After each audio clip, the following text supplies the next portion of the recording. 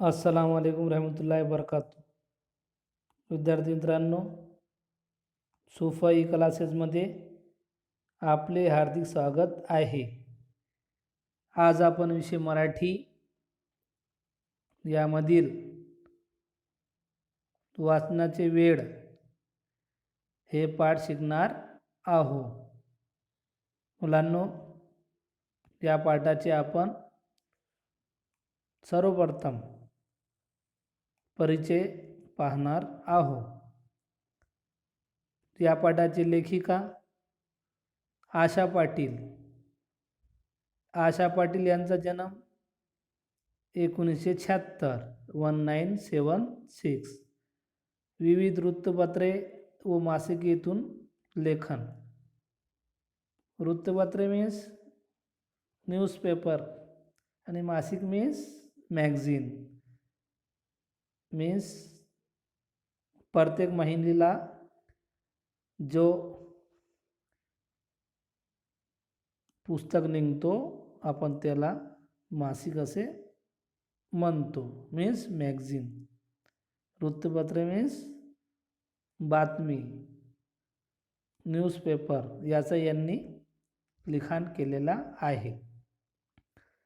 सोनालीने अवांतर वाचन करावे यासाठी तिच्या आईने केलेली युक्ती म्हणजे जे सोनाली आहे हिनं अवांतर वाचन मीन्स एक्स्ट्रा रीडिंग म्हणजे आपला जे अभ्यास असते, आपली जी शाळा असते, आपला जे सिलेबस असते याच्या व्यतिरिक्त अधिक म्हणजे त्यांनी रीडिंग केला पाहिजे. म्हणजे काही कथा असते, काही कहाणी असते, अशा प्रकारे स्टोरी असते, याचे पण तिनं अभ्यास केला पाहिजे असा तिच्या आईला वाटत होते. कशी सफल झाली याचे वर्णन लेखिकेने प्रस्तुत पाठात केलेले आहे. म्हणजे सोनाली पहिले सुरुवातीला रीडिंग करत नव्हती, वाचन करत नव्हती, पण तिच्या आईनं काय केलं, तिच्या आईने कोणती युक्तीचा हे केला हे या पाठात आपल्याला सांगितलेलं आहे. ते आपण आज शिकणार आहोत.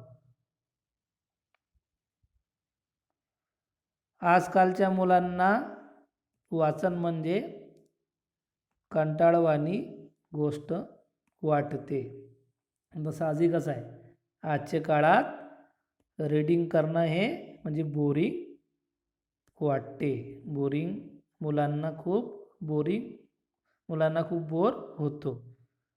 T V, video game, computer, mobile या सर्वांची त्यांची मैत्री पक्की आहे. आता आम्हा सर्वांना मुलांना माहीत आहे, हमको सब पता है, TV, video game, computer, mobile, इससे आप लोगों का म्हणजे फ्रेंडशिप है. मैत्री पक्की झाली आहे, मतलब आपकी फ्रेंडशिप पक्की हो गई है. किससे? TV, video games, computer, mobile मतलब इत्यादी. खरे तर सोनालीलाही पाठ्यपुस्तकाव्यतिरिक्त इतर पुस्तक वाचण्याची बिलकुल आवड नव्हती. आता पाठ्यपुस्तक मीन्स की जेवढे सिलेबस आहे, जेवढा आपल्या शाळेचा पोर्शन आहे बस तेवढाच अभ्यास करायचा. अतिरिक्त पुस्तक कोणतं नाही. एक्स्ट्रा म्हणजे जे पुस्तक असते ते म्हणजे तिला छंद नव्हता. कोणाला? सोनालीला.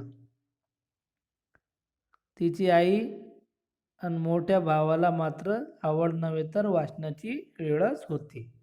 आता तिची म्हणजे सोनालीचा जे भाऊ होता आणि आई होता तिला खूप आवड होती. म्हणजे ते खूप छान पुस्तक वाचत होत्या. कोण?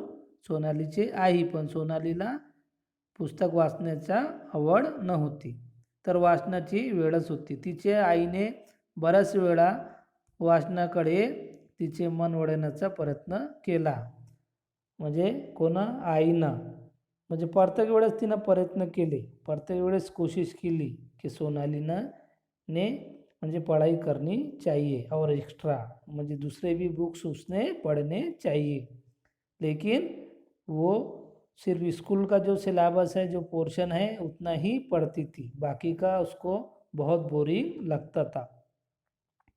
आपल्या अभ्यासाशिवाय दररोज किमान 2 तास पाने अवंतर वाचावे.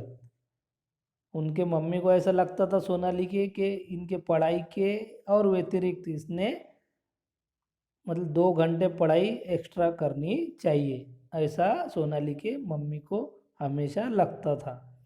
आपल्या अभ्यासाशिवाय दररोज किमान 2 पाने अवांतर वाचावी असे तिचे मत होते. खूप प्रयत्न करूनही सोनालीला अवांतर वाचण्याची प्रवृत्त करण्याकरिता आईला यश येत नव्हते. उनके मम्मी बहुत मेहनत कर रहे थे, बहुत कोशिश कर रहे थे कि सोनाली ने और भी एक्स्ट्रा बुक्स पढ़ने चाहिए, सोनाली ने रीडिंग करनी चाहिए, लेकिन उनके मम्मी वो बात में सफल नहीं हो रहे थे. एकदा सुट्टीमध्ये तिच्या आईनं एक गोष्टीचे पुस्तक तिचे हातात दिले. मीन्स वेकेशन में उनके मम्मी ने एक बुक्स लाए और किसके हाथ में दिए, सोनाली की, आणि तिला सांगितले, उससे कहा, सोनाली मला एका शाळेत पाहुणे म्हणून बोलवला आहे. क्या बोले उन्होंने, उनके मम्मी ने कहा कि मुझे एक स्कूल में चीफ गेस्ट करके बुलाया गया है. तिथे मुलांना मी एक गोष्ट सांगणार आहो, वहाँ के बच्चों को हम समझो स्पीच करने वाले है, ऐसा सोनाली की मम्मी ने सोनाली को कहा. मला खूप काही गोष्टी माहीत आहे, पण कोणती गोष्ट सांगू ते समजेना. उनके मम्मी ने कहा कि मुझे हर बात पता है, पण बच्चों के सामने वहाँ पर हम जहाँ चीफ गेस्ट बन के जा रहे हैं, तो बच्चों के सामने क्या बात रखनी है, कौन सा स्पीच करना है, आप मुझे बताओ. ऐसा किसने किससे कहा, सोनाली के आईने सोनाली से. या पुस्तकातील एक गोष्ट सांगावी असा वाटते. मीन्स उनके मम्मी ने जो बुक लाए थे उसमें से एक स्टोरी तयार करने की थी.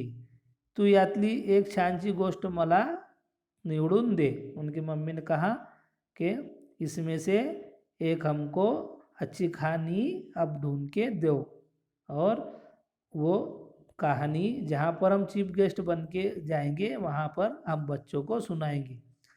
मी तीच गोष्ट शाळेत सांगेन.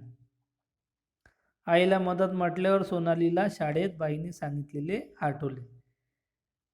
म्हणजे शाळेमध्ये सोनालीच्या टीचरनं जे सांगितलं होता ते सोनालीला आठवले. मीन्स वहाँ के टीचर, स्कूल के टीचर ने सोनाली को कहा था, वो बात सोनाली को याद आई. आपण सर्वांना मदत केली पाहिजे, हमने सबकी मदद करनी चाहिए, ऐसा सोनाली के टीचर ने उनको उनके स्कूल में कहा था.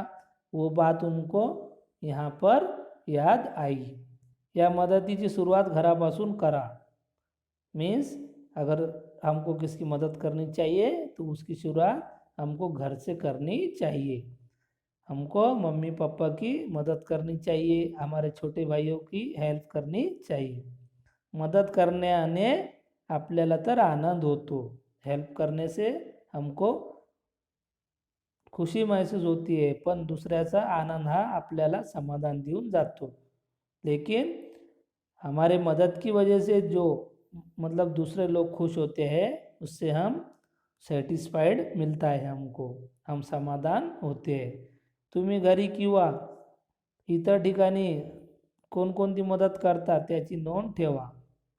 आप लोग हमेशा किस किस की मदद करते हैं उसको नोट डाउन करके रखो आणि ती दर शनिवारी दाखवा.